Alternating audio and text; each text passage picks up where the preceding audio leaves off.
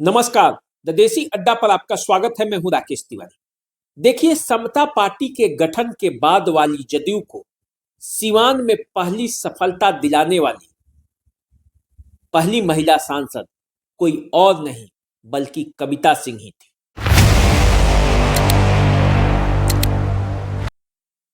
आज कविता सिंह भले सिवान के राजनीतिक गलियारे से उन्हें दरकिनार किया जा रहा हो, मगर यह भी सत्य है कि जनता दल यूनाइटेड उससे पहले 4 बार प्रयास किया था, लेकिन कोई उसका सांसद नहीं बन पाया था। कविता सिंह ही वो पहली महिला थी जो जीतने के साथ एक साथ 2 रिकॉर्ड बनाई। पहला तो 4 हार के बाद जेडीयू को जीत का स्वाद चखाया और दूसरी सिवान की पहली महिला सांसद होने का गौरव हासिल किया। कविता सिंह के पहले अखलाक अहमद, ओम प्रकाश यादव, बिशन पटेल और मनोज सिंह चारों बारी बारी से चुनाव लड़े थे जनता दल यूनाइटेड के टिकट पर, लेकिन सभी के सभी अपने दौर में चुनाव हार गए। 2019 के लोकसभा चुनाव में कविता सिंह को जब जनता दल यूनाइटेड ने चुनावी मैदान में उतारा तो फिर कविता सिंह ने बाजी मार ली।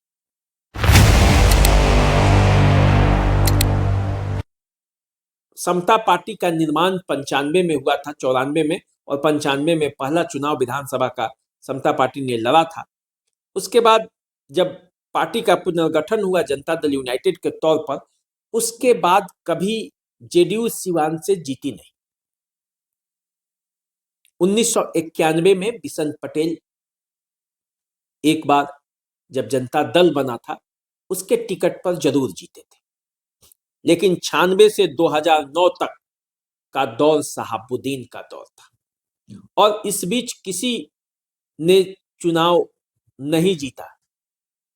सिर्फ 4 चुनाव में शहाबुद्दीन के जीत का परचम लहरा रहा था। वो दौर आरजेडी का था।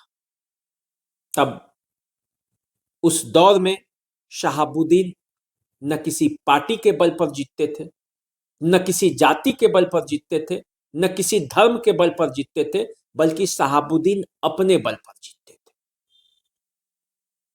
और उस जीत को निर्दलीय प्रत्याशी के तौर पर चुनाव लड़कर 2009 में हिना साहब को चुनावी मात ओम प्रकाश यादव ने दिया।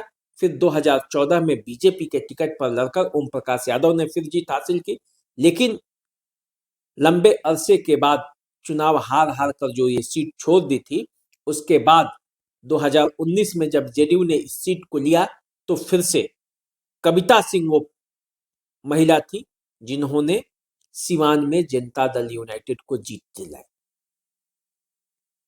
अब उसके बाद 2024 के लोकसभा चुनाव में अब विजय लक्ष्मी कुशवाहा है। तो कई प्रयोग जनता दल यूनाइटेड ने भी किया है और 2024 का भी प्रयोग एक सफल प्रयोग रहा, जिसमें नीतीश कुमार ने अपने वोट बैंक लॉकुश को साधने का प्रयास किया और उसका नतीजा ये हुआ कि बीजेपी के सहयोग से नीतीश कुमार के प्रयासों को सफलता मिली। विजय लक्ष्मी कुशवाहा सिवान से सांसद बनकर अभी मौजूदा स्थिति में वही सांसद है। तो देखिए, सिवान के राजनीति में बड़ी तेजी से विधानसभा चुनाव के बाद कई सवाल उठ रहे हैं। सवाल उठ रहे हैं कि आखिर सिवान में जो नेता, कुछ पुराने भी हैं और कुछ नए भी, राजनीति में सक्रिय हैं, उनका क्या होगा? क्या होगा जितेंद्र स्वामी का? क्या होगा ओम प्रकाश यादव का? क्या होगा सत्यदेव प्रसाद सिंह का? क्या होगा कविता सिंह और अजय सिंह का? सिवान की राजनीति में इनकी एक अहम भूमिका है। मनोज सिंह जो टिकट चाहते थे, रघुनाथपुर से टिकट मिला नहीं, उनका क्या होगा? यह भी सवाल है। इन पुराने नेताओं के अलावे जो नए नेता है, जो विधानसभा चुनाव में कहीं ना कहीं अपनी महत्वपूर्ण भूमिका अदा किए, उनका क्या होगा? क्या होगा नीतीश द्विवेदी का? जो निर्दलीय प्रत्याशी के तौर पर महाराजगंज से चुनाव लड़कर पूरे बिहार में चर्चा का केंद्र बने हुए थे।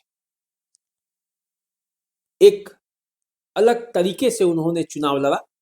हालांकि चुनाव में जीत नहीं हासिल हुई, लेकिन नीतीश द्विवेदी का चुनाव लड़ना एक चर्चा का कारण बना रहा। क्या होगा हनी वर्मा का, जो गुड़िया कोठी से प्रबल दावेदार थे? क्या होगा विपिन कुशवाहा का, जो गुड़िया कोठी से चुनावी मैदान में उतरने के प्रबल दावेदार थे? क्या होगा जीवन यादव का, जो सिवान विधानसभा क्षेत्र से चुनाव लड़ना चाहते थे? तो ये कुछ ऐसे नाम हैं जो सिवान की राजनीति में चर्चा में है और उनके नाम का चर्चा होते रहता है। उनके समर्थक करते हैं, राजनीतिक कार्यकर्ता करते हैं, ये सब चर्चाएं चलती रहती हैं। तो ये देखना है। लेकिन जिस तरह से एनडीए ने सिवान के 8 सीटों में से 7 सीटों पर विजय श्री हासिल की और एक सीट पर आरजेडी ने जीत हासिल की, ओसामा साहब खुद चुनाव जीते हैं, तो ऐसी सिवान की परिस्थितियां जो बन रही है, उसके हिसाब से अगले 5 साल तक सिवान के जो चुनावी राजनीति है और सिवान का जो विकास का मॉडल है, उसको लेकर सबको सजिंदा रहना पड़ेगा, तभी जिले का विकास होगा। राजनीति तो होगी, लेकिन राजनीति के साथ साथ जिले का विकास कैसे हो, इसके लिए भी इन्हीं सब नेताओं को पहल करना पड़ेगा। तो देखिए, मैंने आपको ये बातें इसलिए बताई क्योंकि पिछला मैंने एक वीडियो बनाया था कविता सिंह को लेकर कि आखिर नीतीश के नजरों से दूर क्यों है कविता सिंह। उस वीडियो में एक गलती थी, उसके लिए मैं आपसे क्षमा चाहता हूं। पितृपक्ष के महीने में शादी हुआ था अजय सिंह और कविता सिंह की, और मैंने खरमास के महीने में मुझसे बोल दिया गया था, तो उसके लिए आप उसे पितृपक्ष मान लें और उसके लिए मुझे माफी भी दे। बोलने में वो बुला गया था। अब जो है पूरा परिदृश्य यदि आप देखेंगे सिवान के राजनीति का, तो इस पर चर्चा करने के लिए भी बहुत कुछ है। जो चुनकर आए हैं नेता, उनके लिए भी चर्चा होगी, जो हारे हैं उनके लिए भी चर्चा होगी, और जो कुछ करने वाले हैं उनके लिए भी हम चर्चा करते रहेंगे। आप हमारे साथ बने रहिए, देखते रहिए द देसी अड्डा। आप क्या सोचते हैं सिवान की राजनीति के बारे में? उस बारे में यदि आपके पास कुछ विचार हैं तो वो भी कमेंट बॉक्स में जाकर लिखें। चैनल को सब्सक्राइब अभी आप तक नहीं किए हैं तो सब्सक्राइब भी कर लीजिए और फेसबुक पर हमें फॉलो कर लीजिए। अभी दीजिए इजाजत, नमस्कार।